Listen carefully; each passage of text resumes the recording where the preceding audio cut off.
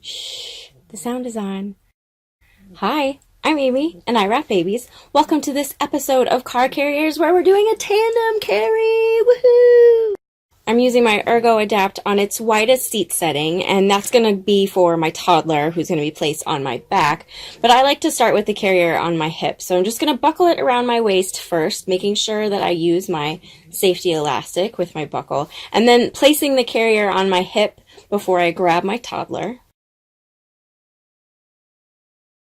Once I get my toddler out of his car seat, I place him just above where the carrier ends, and then I'm going to smooth that panel all the way up his back as high as it can go. Now, I have my shoulder straps let out all the way so they're as long as they can be. The reason for this is I'm going to hip scoot now with grabbing both of those shoulder straps in the hand that's closest to my baby, and then I grab the waistband and kind of hip scoot him around.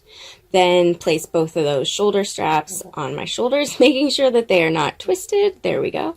And I like to clip my chest clip underneath the stretchy wrap so that I make sure I have access to the stretchy wrap. Now I can take those shoulder straps that I let all the way out and tighten them up as much as I need to, making sure that he's comfortable, the carrier supports him knee to knee.